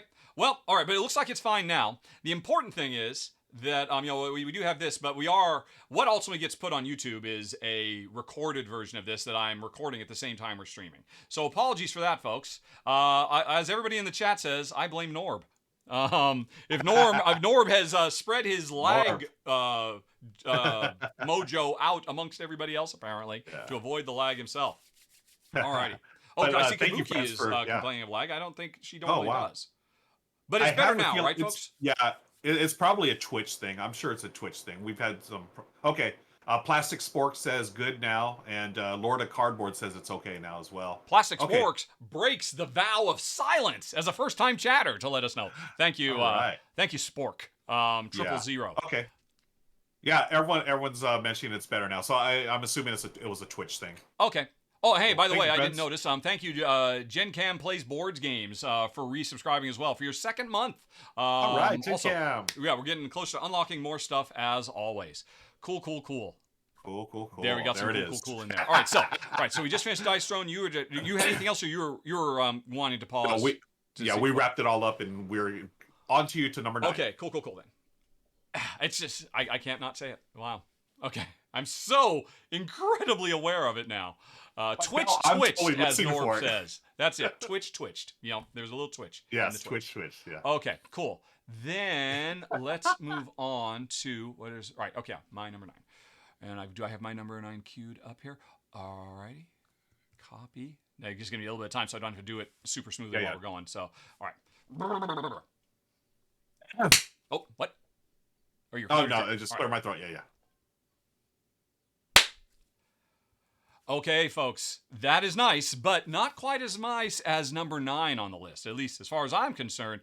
One Card Wonder is definitely worth checking out. And I have to admit, I didn't really know much about this game at first. I'd heard of it, and I mean, I'll admit, just the title, One Card Wonder. Oh, making a wonder of the world, and it's one card? Okay, what does that mean? So I actually went yesterday and watched a playthrough of it by Heavy Cardboard, Edward and Jess, and I was super impressed by this. It looks really, really cool. The game comes with a big old bunch of tarot cards, and they represent different wonders, and each time you play, there's going to be a quick draft. Everybody gets one wonder they're working on. You have a collection of stuff that you need to build up, and then everybody gets another card that is like their, I guess they're kind of worker placement / set collection card. So everybody has 2 cards, but the One Card Wonder is what you're trying to build. And the game itself is a cube drafting game. You're pulling cubes out of a bag, trying to make tough choices about which ones do you keep for yourself, which ones do you put in a public square that other people can then grab using special powers and whatnot.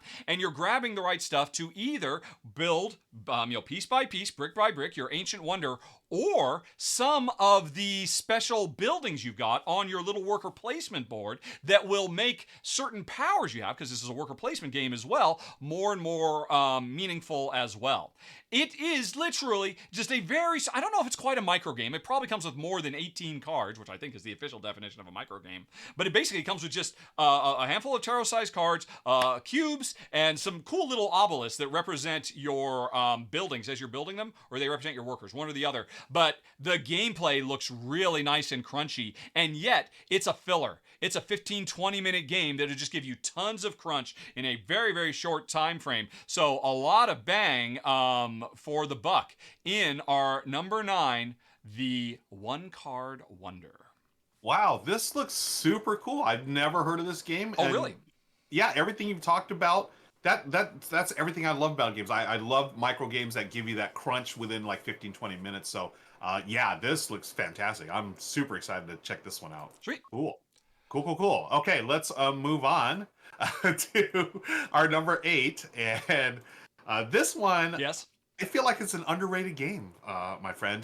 This one doesn't get as much love as this designer's other games. Via Nebula by Martin Wallace. Okay. Wow. This is basically, I feel like it's an introduction to Wallace's train games. And you'll notice there's not one train on this board. No, it has there's nothing to do with trains. But it's this really funky like world set in like the mist, and you're trying to clear out the mist so you can move. It's basically pick 'em and deliver like other of his classic train games. But it's done in such a little lighthearted and family accessible way. You don't even notice that you're basically playing a train game. Mm-hmm. You're taking actions to lay tiles, or in this case, the little meadows or fields, and then you're gathering resources. And here you have to, connect the fields to the other resources so you can create those resources to fulfill the contracts that you have. I mean, folks, it is a train game, but they put this really funny theme to it. It's got super cute meeples. I mean, some of the best pig meeples I've seen out there, little piggles or whatever you want to call them. Super cute. And it does feel like a train game, but as you're playing it with, either new gamers or people who don't like train games, you sort of snuck it in there, almost like a Trojan horse, right? It's like, hey, I let's like just that. play That this is a really good point. If you love train games and you want to play them with people, and they're like, there's no way I could ever be entertained by this. Yeah. Have you let me? Well, okay, let's put that aside. How about this completely different game that has nothing to do with what we were just talking about? Totally. Yeah. Like let's put away the boring tracks and the coal and everything else. Hey, you've got pigs, you've got wood and brick, and you're just flying around trying to clear the mist in this magical land, and all of a sudden, within 45 minutes, you've just created this wonderful gaming experience, which is basically a train game. I would call it sort of like a gateway Martin Wallace game for I his would say so, heavier yeah. fare. Yep. Yes, and that's why it's our number 8 via Nebula. That is an excellent choice. I hadn't thought about that one for a while. What put it on your list? Just you'd been thinking about it, or? No, I was just as you know, as we do our homework for these episodes, it just popped up and it was like, okay, it was like $20 off or something, and I'm like, I haven't played that game in a while. And fun fact, folks, so I've had 2 copies of this game. I bought it one time, I traded it away, and then I was thinking about, I was like, you know what? I really like that game. I need to trade back for it. So I found another friend, and yeah, it's funny. I've done that with a few games, and Via Nebula, it's a keeper. It's a wonderful game. That's why it's our number 8. I completely 100% agree with that. Such a smart, clever design, clean and elegant. I mean, just fun, but also good for gamers too. For gamer geeks, there's enough crunch there to keep you engaged too, while introducing folks who want nothing to do with your 18xx's or your Age of Steams. It's so cool on so many levels. Yeah. I remember the first time I played it, I actually played with a bunch of my buddies who love 18xx games, and we were playing it, and they were like having a great time with it. And they're like, "Oh my gosh, this is basically a train game." I was like, "Right? It's great." So yeah, it's good for new gamers and veteran gamers as well, as you pointed out. All right. Cool. Well then, let's move on to number 7. This one, honestly, surprised me. I didn't think it would have gone on my list, but the more I thought about it, the more I really came to the conclusion that Exit the Game, Lord of the Rings, is something I have to have in my life. Ooh. I'll be honest. I mean, a few years ago, we got an explosion of escape room in your home style games. I mean, this must have even been like 3 or 4 or 5 years ago, I think, when it all really started off with the Exit the Game, and what's the other one? The Unlock series, I think? Are those the Unlock 2? series? Yeah. Yep. Both are great. And for a while, Jen and I were playing every single one of them as they would come out. And after a few years of that, we got kind of burned out. And I started saying, well, thank you. I know you'd like to send me another review copy of one, but I think we played enough of these for now. But then I found out one set in The Lord of the Rings, Shadows over Middle-earth, is... I'm not even going to try and show a picture, because the whole notion of these, if you show pictures, you're showing spoilers. So the important thing of getting to pretend you are a hobbit in the land of Mordor or wherever, or Bree or whatever it might be, solving puzzles, pushing the story ahead, revealing new, never before seen sides of Tolkien's world, and working with your loved ones who love Tolkien even more than you, is an absolute must-have. The last time I played an escape room in your home game was from the Unlock series, and it was the Star Wars themed one. And I have to admit, I liked it a lot. It really pulled me back in. And Star Wars has got nothing on Lord of the Rings in our house. So I must, Ruel, play Exit the Game, Lord of the Rings. Shadows over Middle-earth.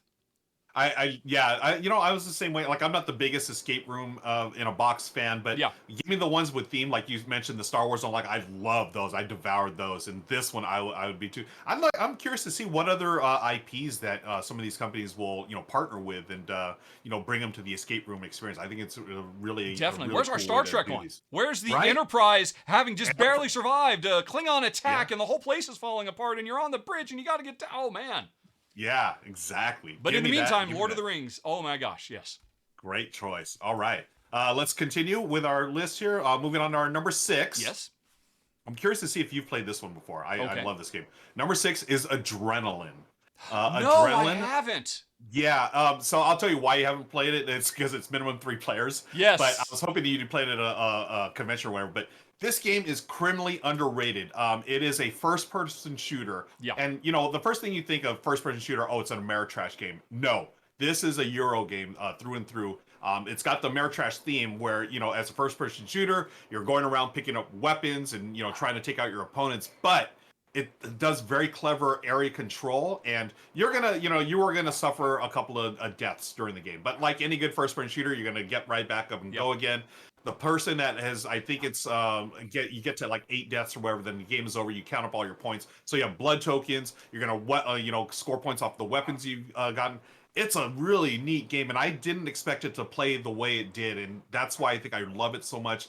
Because instead of just oh, I got to roll dice and shoot, shoot, shoot. No, you're going around trying to figure out, okay, how am I going to be clever with this? And Yeah. I know I'm going to take some wounds, but how can I inflict wounds on each of my opponents? And then you sort of try to get one opponent out of there. Oh, it's so good, so underrated, and it plays in about an hour, folks. Really fantastic game. It's on sale now. Fun game. That's our number 6. Adrenaline. Yep, you are right. This is definitely on my must-play someday at a convention list. Because you mentioned it's area control, but you buried the lead. It's area control in terms of how much damage do you put on your opponents. When somebody goes down, who did the most damage? That is such a cool new twist, and it's from CGE, so it's really wonderfully Euro-y and elegant. Capturing all the feels of old school Doom or Quake, but with really bright, vibrant, colorful components. Yeah. Oh man. So good. Man. I this is definitely high on my must-play before I die list, and I'm wondering where is the co-op and solo and AI Automa expansion for this. And that's why I'm so bummed it's been underrated, because I know if more people played it and you just start putting it out there, yes, it could totally be done co-op or with a solo AI, but it just doesn't get as much love as it should. So hope folks go buy your copies. There was some love. You can pick it up for not too much, and it's definitely worth checking out. Yeah, cool. All right, let's move on. That was number 6. Okay. What else do we got? Well, let's talk then about number 5 on the list, Merchants of the Dark Road. Ooh, yes, which choice. I just realized I did a typo and said Dark Roads. No, there's one road. One Dark Road is what the merchants are on in this. This game kind of defies description. Honestly, I don't even know where to start when describing it. There are so many interlocked mechanisms. It's from designer Brian Schuer, who is kind of an up-and-comer and who is known for always doing really interesting, offbeat, quirky stuff. It has amazing Andrew Bosley presentation throughout, but this is a very crunchy game. I guess more than anything else, you'd have to call it a rondelle game, because every round you've got these cool you've got your merchant wagons, and you're moving around the square of the city, moving a certain number of steps clockwise, like any good rondelle game, and then visiting one of the different places in the city. Every place that you could end at gives you one or two different buildings you could choose from, and you are trying to get the right goods, to fulfill the right contracts, to make the right people happy, and you're going to go around and around a certain number of times, trying to get your little personal grid of space filled up to the max, but also finding travelers who would like to hitch a ride in your caravan, because before too long, you're going to stop going round and round in circles in that rondelle, and instead you're going to hit the dark road, which means you're going to make a delivery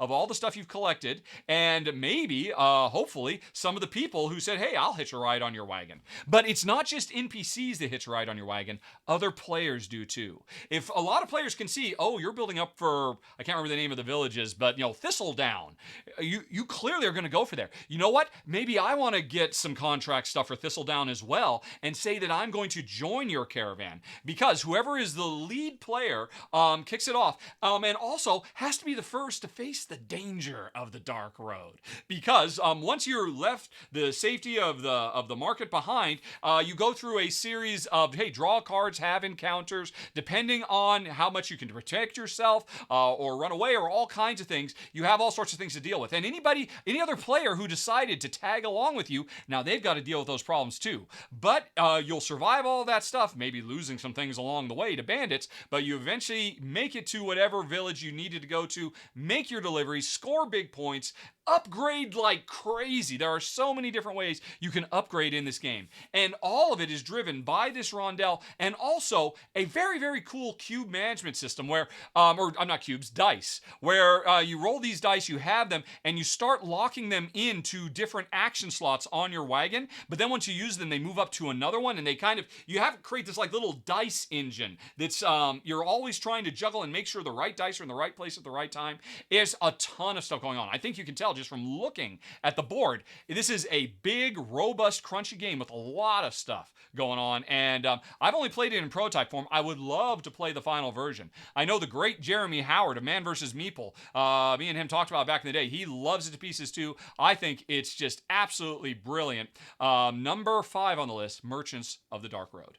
Yeah, you know, it's funny. I saw this on sale, and I was Yeah. thinking, I bet you're Yes. gonna pick it because that rondelle, yeah, it's fantastic. And like you said, there's a bunch of things going on. I love what you talk about that dice placement system, trying to figure out, you know, where they should go and exactly Yep. what you should do with them.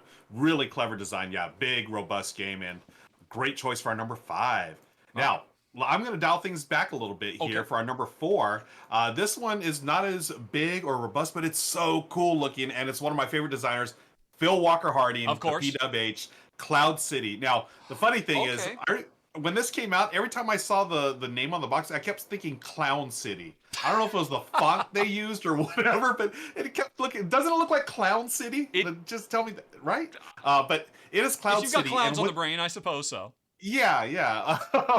What this is a tile placement game, but what you're doing is building a city, literally a city in the clouds, and he's got these 3D structures, right? And Oh, I personally feel like Phil Walker Harding looked at his Baron Park game, the expansion specifically, the Bad News Bears, right. and he took that and made it into its own game. Because Yes. if you played the expansion for for Baron Park, you're building like monorail systems over the park. In this case, you're building a cloud city. You're trying to connect all these different tunnel, or not tunnels, but walkways and stuff To between connect the to these. buildings. And then depending on how high you build, you're going to score points. And then I think one of the variants you have objective cards that you're going to try to complete. So this is again classic Phil Walker Harding, where it's family and family friendly, easily accessible. But there are ways to ramp up the strategic depth through the use of objective cards and whatnot. And I mean, it just looks gorgeous. I just that's why I'm super excited to give this one a shot. I don't know if you played it or not. Did you No, run I have through this not. one? I've seen it. Okay.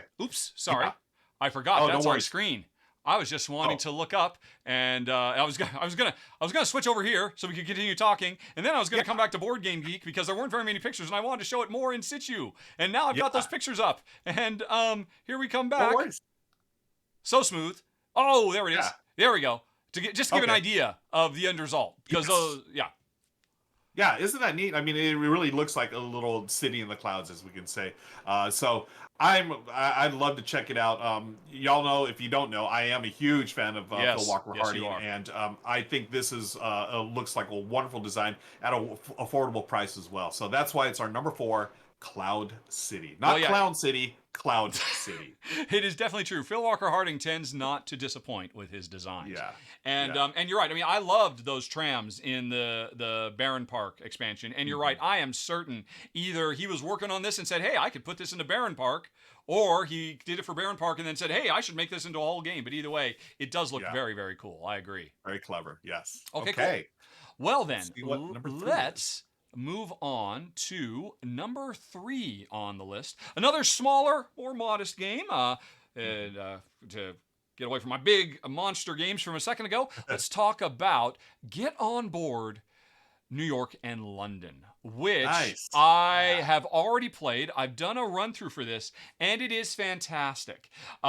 This is actually a revamped version of Let's Make a Bus Route, which is a wonderful game out of Japan from publisher Sashi and Sashi, I believe. And I had played Let's Make a Bus Route, and it was already a very, very good game. But it was very, very hard for people outside of Japan to get their hands on. So Yellow picked it up for a wider release, rethemed it to New York and London, because the board is two-sided. One side is the New York side, the other side is the London side. And I am so glad they did it, because my original problem with Let's Make a Bus Route, it was a brilliant game about players competing on one common map to make the smartest bus route all over the board, and pick up the right types of passengers to get them to the right places and all of that, and always dealing with traffic because we're in a race. If somebody else claims a part of a street for their bus route, and then I come in later to try to do it into that same one, that creates traffic that I will have to suffer for. So it's a really interesting push and pull, as we're, I can see you're racing up there. Am I going to be able to get there via a different path? Or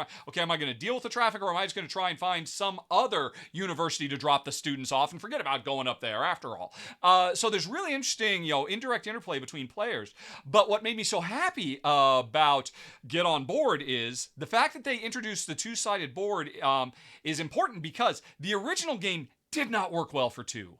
It only had one map, and the map was so huge that Jen and I found as a 2-player game, we never went to the same places. It was clearly designed with higher player counts in mind. But now with Get On Board, it has a really cool retro 50s look to it, which I really, really enjoy. But more importantly, you play on the New York map, and it is tight, tight, tight. And you are constantly tripping over each other, trying to find the best route. Or, for more players, you can flip it over to the London board. And that board pretty much replicates the original one from Let's Make a Bus Route. It's a super sharp game, and you might be forgiven for thinking, it's a roll and write. It kind of is, except no, you will never have a pen in your hand because they replicated all the functions of a roll and write game with little, what do you call them? The little sticks that represent all the streets that you're putting out on the board. You're still writing, keeping track of all the things you're doing on your own bus route. So there is some writing there, but no rolling, and but there is flipping. I guess it is a flip and write, isn't it? It just doesn't feel like it because the big central board, you're actually making these real physical routes. And long story short, it's fantastic. Let's Make a Bus Route was fantastic, and Get On Board, New York and London, is even better, which is why it's at number 3. Oh, nice. I played the original Let's Make a Bus Route. Really enjoyed it. Yes. And so are you not writing on that central map now? You're just placing like little wooden streets then? Yeah, that's correct. Version? Yes. Okay. In the original game, which was very, very cool, that you had a central board that everybody was riding on. Now everybody has their little sticks so that you can, that's how you mark which streets you're on and whatnot. Okay, cool. Oh man, I'm looking forward to this one. I mean, I love the original game, and then now that we've got this version, it'll be a lot easier to pick up. Yes. Cool. Mm-hmm. All right, let's move on to our number 2, and this number 2, folks, is one of my favorite games of all time. So it's no surprise I would totally buy this again. Right now, Baseball Highlights 2045. I am a baseball fan. I am a deck building fan, and this is in my opinion, Mike Fitzgerald's his gem, his shining star of game design. It's baseball themed, but it's futuristic, so it's got a little sci-fi flavor to it. And the best thing about it, folks, you don't have to like baseball to appreciate this game. My buddy Daryl, we play this all the time. He's not a baseball fan. I am, and he will request this game because the deck building is so smart. And as far as sports games, I mean, I enjoy watching sports, but there's not too many sports games out there. I mean, I don't know, football, bowling, basketball. You can't really think of any, great sports games. This is the one right here. Baseball Highlights 2045. You each have a deck of cards with players that have different abilities. You're going to play one of them at a time until you've played 6 cards. That's it. That's a complete game of this. And so you play mini games. It's like a World Series, best 4 out of 7. And the cards, they give currency. They move the base runners on the base paths, and then they're going to score runs. And then what you're doing between each mini game, the cards that you played have currency on them. You're going to use that to recruit free agents, and then send your basic players, or the veterans or rookies, down to the minors, which is basically trashing cards. So I love how thematic it is. And each different type, you have robots, you have cyborgs, you have humans. They all have different abilities and different strengths and weaknesses. I like how you can combine them on your team. I love everything about this game. I've played this game at least 50 times in my lifetime. I could play it 100 times more. I will never get tired of it. It's so clever in its deck building. The one thing I will highlight is when you play a card in this deck builder, there are instant abilities that trigger both for you and your opponent. So there's a constant back and forth. It's like a tug of war, and it's so cleverly designed, so smart. Again, even if you're not into sports or baseball, highly recommend our number 2, Baseball Highlights 2045. I honestly, I was going to say I'm not surprised it's on your list, but I am, because I thought for sure when I was looking through the list last night and I saw Baseball Highlights, the dice game, on this list.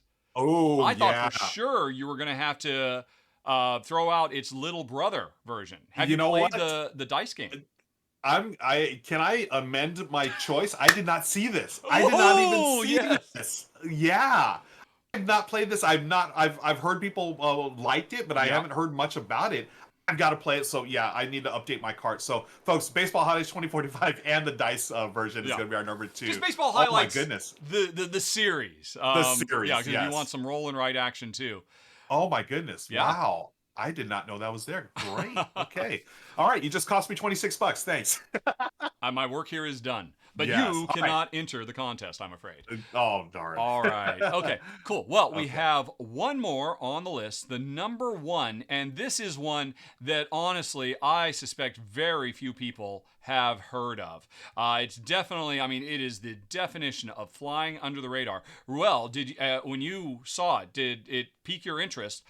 Pocket Master Builder? Oh, I didn't see that. I've heard of this game, but I did not see this. Oh, interesting. Yep. Okay, yeah, talk about. Oh, I can't wait to hear what. Oh you my gosh, say this about game is so good. Now, unfortunately, there's no pictures. So let me go over and jump over to my video of it. There we go. And I'm just jumping all over the place. There it is. Yeah, I recently did a solo run through of it for backers of the show on Patreon and members on YouTube. It has a great solo game, but I really fell in love with this playing this with my wife as a 2-player game. It is from, I might get his name wrong. I believe, if I recall correctly, he's a Korean or a Vietnamese. He's a relatively new designer, Wei Min Ling. I believe that is correct. And prior to this, he has put out 2 of the best games I have played in years, Walking in Burano and Walking in Provence. Walking in Provence made my top 10 of that year. It was so good. Whoa, and cool. This is his 3rd game. And on the surface, this looks like a really simple basically, it's a deck of cards and some cubes. That's what you get. And oh my gosh, it is literally, hold on a second. Yeah. Oh, folks, I love Walking in This Burano. is what you get right here. Oh my gosh. I've got it just off camera. I love this game so much. It's basically a super tiny portable pack. I should not have pulled my ear out because now I can't hear you talking. I went off script very quickly there. Oops. No worries. I was just talking about how much I love Walking in Burano, so this I'm excited about. Yep. Yeah. So it's a solo or a 2-player game. Only those player counts, which means it's perfect for us.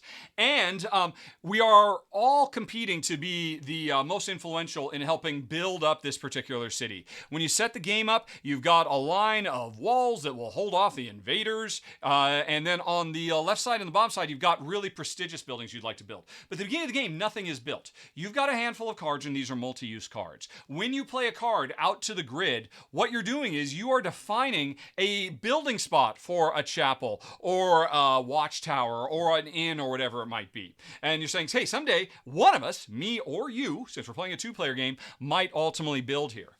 So when you put that down there, you can then put some of your cubes. You have a finite number of cubes that represent your workers. You can put them on the corners. And if you are able to jigsaw puzzle your pieces together such that the sides of the cards have matching colors, that means if you put a worker in those matching colors, you get double yield from that worker. If you can't put them together, if you can't quite jigsaw puzzle together it quite so well, you'll get lesser results from them. But what you're doing is, over the course of the game, putting these out, basically building worker placement spots as you go. It's not only is it a multi-use card game, it's a multi-use worker placement game, because we build the worker placement board as we go, but that is also a representation of all the buildings we can build that we need our workers to do. There's a lot to get your head around in this game. And at first it seems so simple. It has a really simple turn structure. Play a card, put some workers on it, and then potentially you can use those workers or workers you placed in a previous round to gather the resources to build that or some other card somewhere, and then claim the points for it. On top of that, there's other things we're going for too. We're trying to be the first to fill in rows or columns, but only if we've managed to get our defenses up. Because if an invasion comes, you want to have invested such that, oh, I'll get the reward from the king for actually fighting off the invaders. And if you can see, and I can see you haven't done it, I'm all the more reason wanting to fill up a given column rather than filling up more rows. But I might want to fill those rows up instead, because ultimately you want to get the right buildings in the right positions, because there's positional bonuses for having things next to other things or things far away from other things. There is just a ton to consider with every single turn. And the longer it goes, this is one of those games that just gets crunchier and crunchier, like, And it's also very interactive, because we're not building our own little fiefdoms here. Each player is contributing to this one common thing. And I might have been trying to save up to build that watchtower, because I just finally got the last stone I need, so that I can get my level up before the invasion happens. But then you sneak in there and build it first. I'm like, oh, what am I going to do with all these resources now? Because we're running out of time. It's a super sharp game. It's also a lot of fun solo. If you're looking at this on screen, you're seeing a lot of cards face down. That represents the solo AI who just takes offline certain buildings you might want to build. And so it gets tougher and tougher to find stuff for you still to build. So it's great solo. Wow. It's great two-player. It's a fun, fast-playing game. It was, I think it made my wife's game of the month last month, the first time we played it. And I really fell in love with it hard too. And I mean, nobody's heard of it, but hey, meanwhile, back over here at Fun Again Games, you can get it for $10.99. If you like resource collecting construction strategy for 1 or 2 players and you're looking for something that just has a different vibe than anything else out there, you might want to check out number 1 on the list, Master Pocket Builder. All right. Wow, great choice. I totally want to play this game now. That sounds wonderful. The whole building the workers placement spots and just thinking of the designer's previous game, Walking Burano. I love that game, and this looks fantastic. Cool. All right. Well, then, folks, that is it. And we have a question for you. Did you hear one of us say the secret word? What was that secret word again, Ruel? It was bowling. So one of us said bowling. And what you're doing is sending an email to contest@rahdo.com, not with the word bowling, no, but the name of the game that either Richard or myself spoke during that time. So send the name of the game, and you'll be entered to win that $50 gift card from Fun Again Games. Which, as you saw, would be able to get you a few games off of this list, quite frankly. 5 copies of Master Builder. Yes, there you go. Yeah. Share with all your friends. Right, well, then that's it. Another one. In the can, as they say. Yeah. And Ruel, thank you very much for joining me. Those are some excellent picks. This month I tended to be the cult of the new, and you were the cult of the classic. I think that worked out really nicely. It did. A wide variety of good stuff today. And so thank you. Thanks to everybody who watched and comments and supports the show. And finally, thanks to sponsor the show, Fun Again Games. Have a very, very nice day, everybody. Talk to you later. So long. Bye-bye. Boy, what was up with me? I was just screwing up all over the place. I totally forgot. Oh, the browser is full screen. They can see everything I'm doing. I think I did that like twice. Well, people in Twitch, in chat, they've been talking about Twitch being super glitchy the whole time. So the whole time? Yeah, like, I don't know. Just blame it on the glitchiness of Twitch. All right, maybe that effect. Yeah. Blame it on the Twitch. Blame it on the Oh my gosh, are we really going to be singing that? Friends, thank you for hanging out with us. We are now in the post show of the R&R Show. I will be taking off a few minutes early because I need to take a bio break and then set up for a game of Keepers that you all can play with me and Michelle. We're just going to do, run through a couple of rounds. It's a lot of fun, and you gotta stick around for It's absolutely gorgeous. So we'll be. Oh, it looks so pretty. Yes. And everything. Yeah, yep. So we will be rating. So from your perspective, and actually, it'll be interesting to see, folks. Definitely stick around for the raid, and then see if the lagginess goes away. If it's me or if it's Twitch. That would be a very interesting test that you folks can help us out with. Before we get to any of that, though, Ro, so what else was on your list that you wanted to talk about today? Oh, yeah. So let's see what else is on my list. I had Imperius was on my list. This is a hand management game based on Dune, but it was without the IP, so they called it Imperius. It's by Grant Rodiak, who did Fort. And oh my gosh! It's one of his lesser known designs. For $5, and it's $5 freaking dollars. $5 folks. It's now there was a little fiddliness to a part of this game, but I thought it was such a clever design.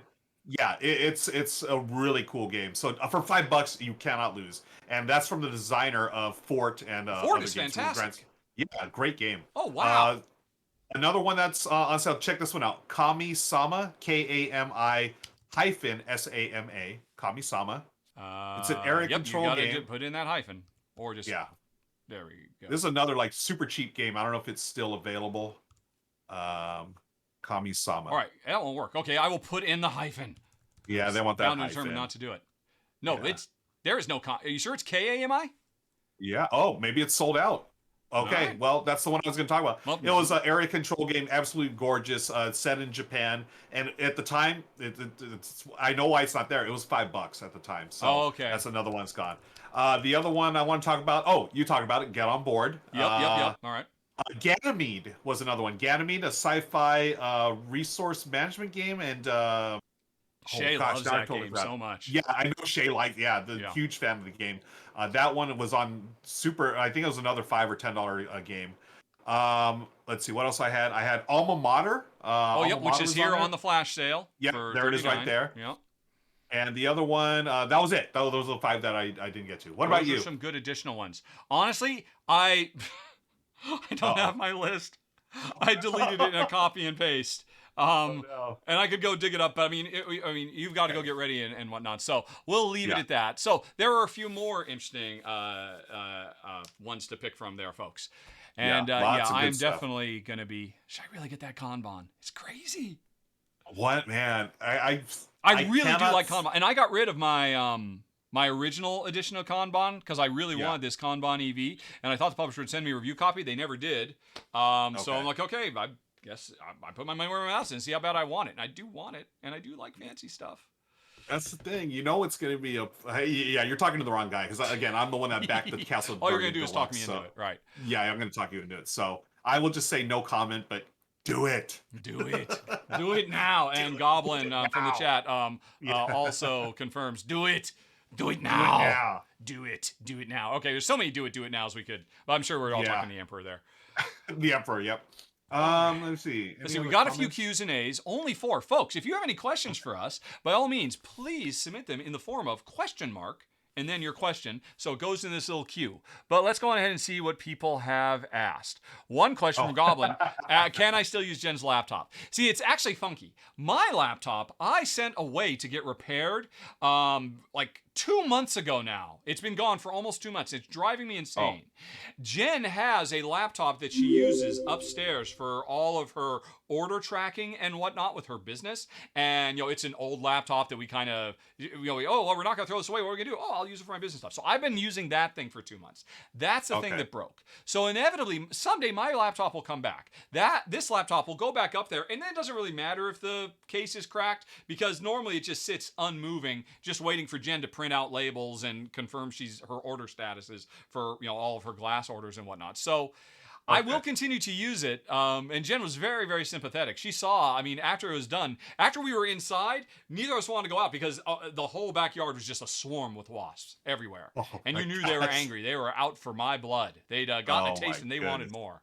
Oh, wow. Yep. Scary stuff. Okay. What else we got here? Oh, not a question, but Kami-sama is on BGG. Yeah. Or BBG. Wait, BGG? BBG? Okay. What's BBG? I'm assuming obviously BGG. It's a typo.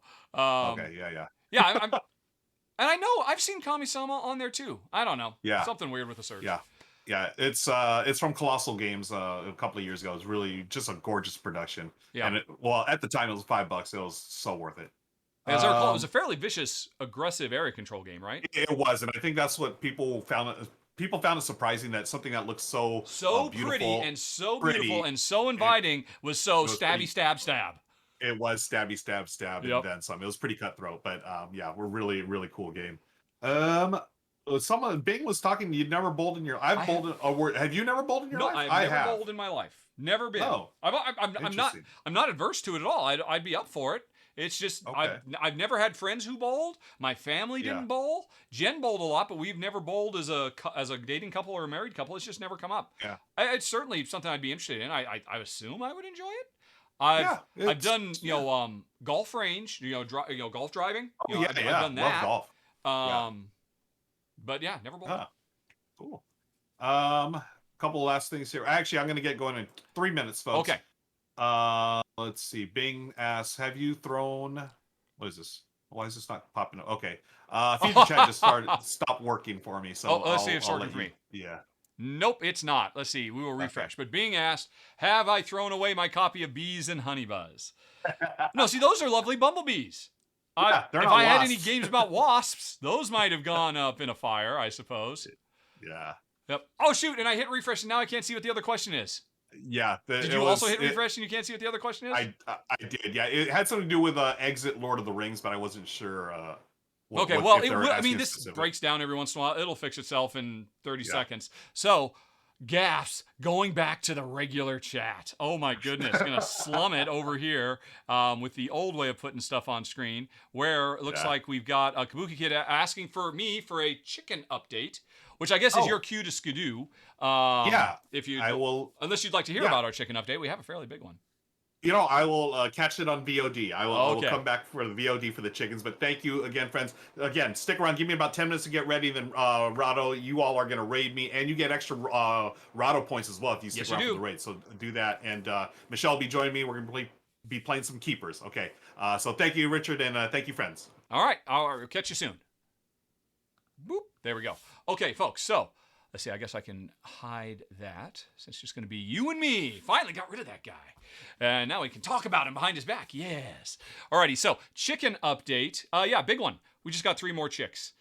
Jen is out of control. I believe we now have a flock of 19 chickens, which is we have more than enough space for because, as I've talked about in the past, we have annexed a sizable portion of the communal. We're in kind of a manufactured home community, and so we have just and there's like, gosh, I don't even know how much space. There's like basically a forest next to our house. And so we've just been inching out further and further and further. And so we got 3 more chickens because one of the chickens was going broody again, which hadn't happened for a while. And so Jen's like, oh, I want to give her something, just something to feel chickeny about. And so, yeah, we picked them up 2 weeks ago. And it's a problem, too. I don't know why Jen had to do this right now, because she's about to take off for 2 weeks to England with her sister and her niece and her nephew. She's going to go back to her old glass studio and get some big jobs done. They're going to be doing sightseeing and all that. So she's leaving me with 3 brand new chicks. I have not taken care of chicks. I don't need this extra attention and stress, but I will figure it out. And there's no denying, they are adorable how they just stick with Buffy. So that's the chicken update. There are 3 more chickens now because Jen just cannot help herself. Let's see. Oh, and we're back up. Is it co-op or competitive? Asked Goblin981. And he did not refer to what it is.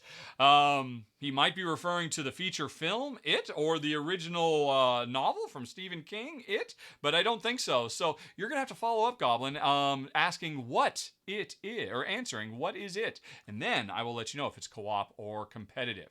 Let's see here. Flashburn asks, have I checked out Stars of Akarios? It plays a bit like Gloomhaven, but sci-fi with ship combat. It also has space and planet exploration similar to Seventh Continent, but simpler. And the writing isn't half bad either. Guess what, Flashburn? It just showed up this morning. A big, ginormous box, and I am looking forward to giving it a try. I had originally wanted to cover it when it was on Kickstarter, but if I recall correctly, it was on Kickstarter. There was something going on, and I just couldn't make the time to do it. So I'm sorry, I just can't take this on. This is too big a game. And so, but, let me know when I'll definitely love to cover it when it's retail. So it just arrived this morning. I am very excited to give it a go because, yeah, you're right. It seems like the lion's share of the game is combat that is reminiscent of Gloomhaven, but uses dice, I guess, instead of having a deck of cards that are unique to your character. And you're playing cards to do stuff, you have dice and you use them as activation. Hey, what do I roll? How am I going to spend these dice to do stuff? And it's ship combat, so it's got, a little bit of that kind of attack wing. Oh, look, the ships, they can't just turn on a dime. They have to go in defensive patterns and stuff. And then, like I said, yeah, it's got like a planet exploration element and a space exploration element. So I'm very, very keen on it. My only worry is what I just said a second ago. Jen is about to disappear for 2 weeks, although I'm sure it plays solo. So what I'm hoping is that we get a chance to play it a little bit before she goes, and then I'll play it a bunch more solo while she's gone, and that should give me enough so that I could do a run through for it in what is next month? August, because I'm definitely excited to check it out. Okay. Oh, there we go. Pocket Master Builder was the question. Goblin, it is a competitive game. There is no co-op to it. We are competing to be the best Pocket Master Builder we can. So no co-op love there. Alrighty. I suppose, seeing as how it does have solo mode, anytime you've got a solo mode, that means you've got the basis for a cooperative version of the game. And basically the way the solo mode works is it kind of gobbles up stuff that you could build and you're kind of racing against it. So I could see that being maybe retrofitted into a 2-player co-op mode. But nope, nothing officially out of the gate. But I do see that Flashburn agrees that it is so... Oh, no. Oh, you're talking about Akarios. Playing it solo. Oh, do you have to control 2 ships? Do they do anything to combine them? Like, I'm generally, there's 2 reasons I'm not a big fan of controlling multiple characters. One is thematic. I like to feel like I'm that character rather than a general controlling all the characters. But you know what? I'd be willing to, like, especially a game like this where, oh, I'm a fleet admiral. Okay, I'm controlling multiple ships. But then the second thing is, oh, having to do double duty. So a game where you control multiple characters, but but they combine all the characters into one deck. Like Claustrophobia was a really great example of that, where okay, I'm controlling characters, but instead of having 2 different decks I have to keep track of, I take these 2 decks, I shuffle them into one, and then I've got one hand of cards I use for both. I'm always keen on that. So maybe something like that is how it works. I'm not sure. What was that? Just beepity beep. That was just that was Discord telling me that Ruel has left. All right, yeah, don't need you anymore, Discord. All right, and so just going back to the chat. Righty. All right, looks like victory. All right. Oh, sorry. I got to start with question mark. Have I heard of... Okay, you can ignore the question marks now because I've got the old-fashioned way. One of the reasons we do the question mark thing is because it's the only way that Ruel can also flag things and put them on screen. If we do this old-fashioned one I can do it all day long, and then you don't need the question mark. But the question is, have I heard of Bargain Bathysphere? No, I have not heard of Bargain Bathysphere, but we're going to go find out about it now. Bargain Bathy. And we'll assume it's on Board Game Geek. Bargain Basement Bathysphere. Where's it web published? Looks like WizKids has picked it up. I've not heard of the designer/artist, Scott Solmery. Explore the depths of Beachside Bay through multiple linked roll and ride games. Hello! Okay, so this was originally, he published it himself, or did a free print and play, and now they picked it up. And apparently, at some point, I can't think of the name. Quinn's, Shut Up and Sit Down, were keen on it. And apparently 10 days ago, Happy Hexagon, let's take a look at this.